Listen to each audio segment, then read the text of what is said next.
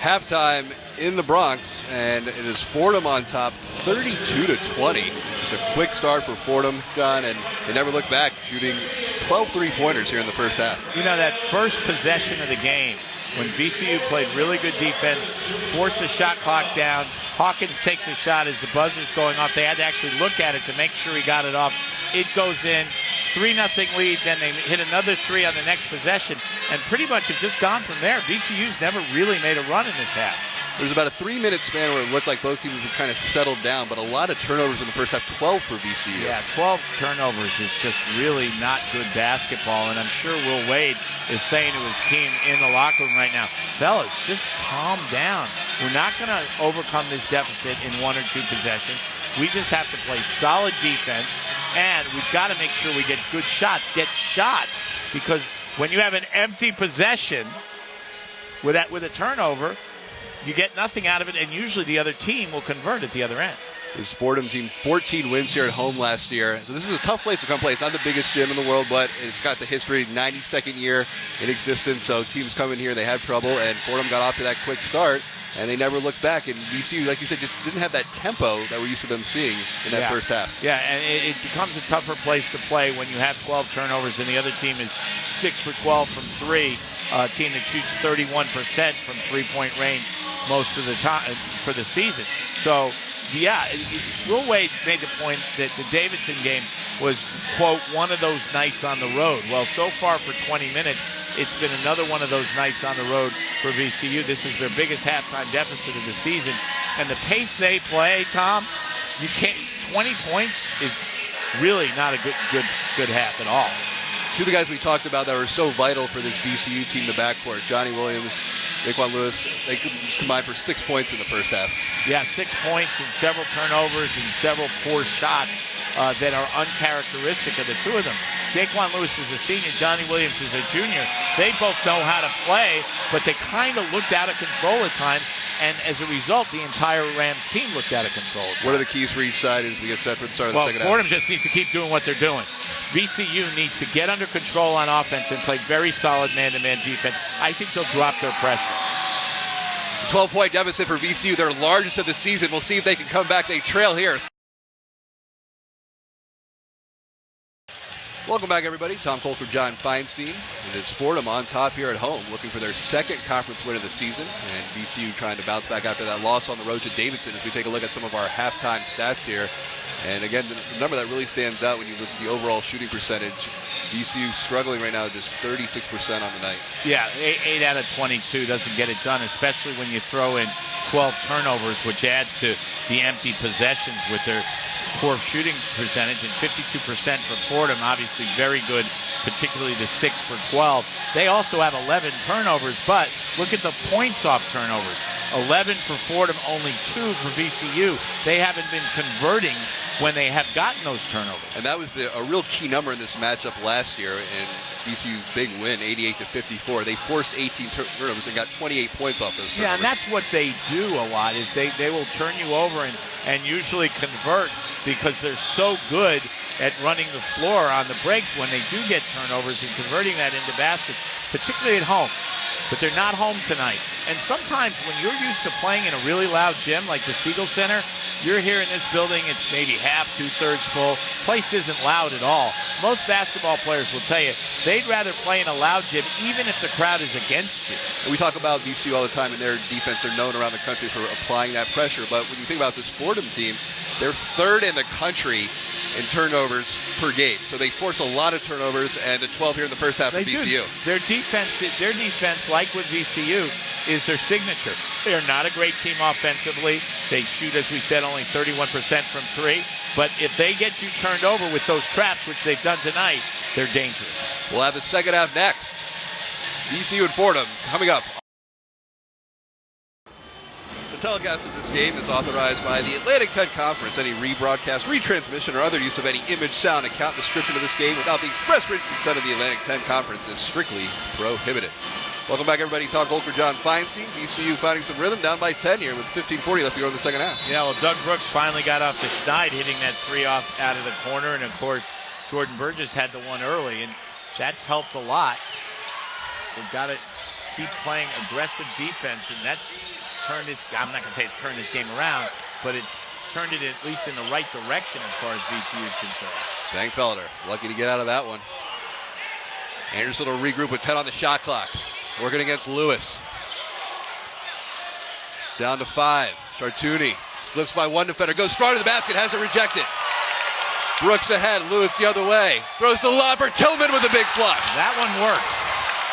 And when it works, it's pretty to watch. Tillman was wide open and the pass was perfect. And as I said, he jumps like he's about 6'10" anyway.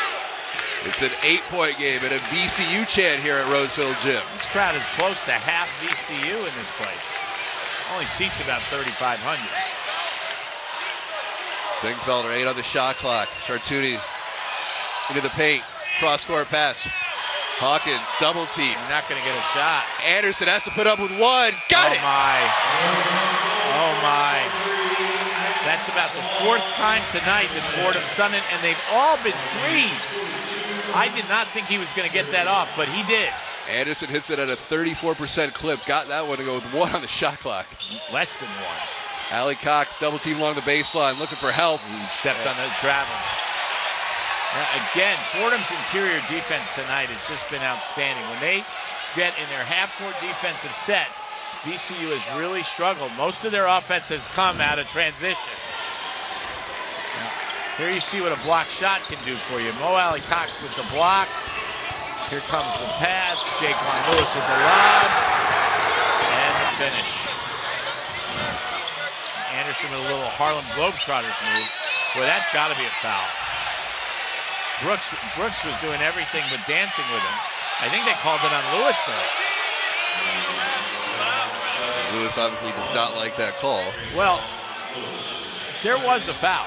Doug Brooks had his arms wrapped around him, around Anderson. Lewis came in to try to double team, and they called the foul on Lewis. 42-31, Fordham on top. VCU trailed by 12 to start the second half, largest deficit of the season. Trying to bounce back for the loss of Davidson on the road. And there's a whistle.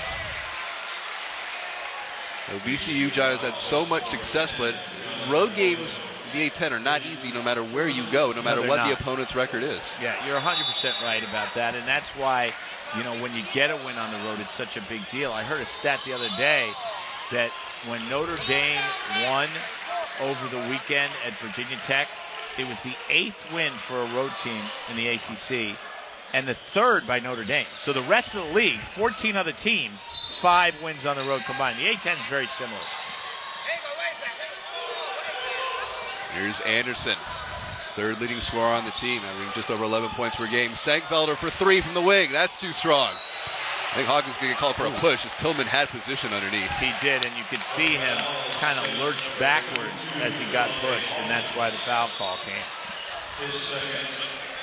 Of course, a lot of A-10 basketball played here in the New York City area with the tournament at Barclays Center. Of course, it'll be in Pittsburgh this year. I can't keep track of the arena names up there. Lewis looking for Tillman underneath. Again, interior defense by Fordham leading to another turnover. Those empty trips are just killing VCU. Sangfelder thought about the 3. Worked to the top. Anderson, Hawkins in the corner. They swing it around the perimeter. Chartouni will reset with 10. Chartouni driving to the basket on the elbow. Cross-court pass to the bench. Yeah. The first a lot row of wide open fans over there. How about VCU coming to Atlantic 10 in 2012? They made it to the A-10 final every year. They won it at Barclays Center in 2015 over Dayton, winning 64% of their conference games since 2012. Well, they've just been an excellent basketball program for a long time now. It's not like they all of a sudden got good when they went to the Final Four in 2011 under Shaka Smart. They were good under Anthony Grant. They were good under Jeff Capel. You know, you could go all the way back to J.D. Barnett in the 1970s and 80s. This has been a solid basketball program for a long, long time.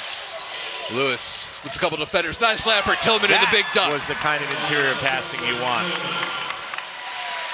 Lewis getting in the lane, squaring up, finding the open man, and then fouling in the backcourt. And that's not a foul that you want if you're Will Wade. Especially 75 feet from the other basket. And it's also 3 fouls on Jaquan Lewis. It's a really pretty pass. Defense was behind him. High percentage shot. And then on the inbounds pass, trying to press, Lewis commits the foul, and now he's going to come out at least for a little while. You mentioned Tillman, that high percentage shot, shooting 58% from the field as the third best shooting percentage in the conference. He takes a lot of high percentage shots. There's another turnover. 2-on-1, but a whistle before Burgess can get going.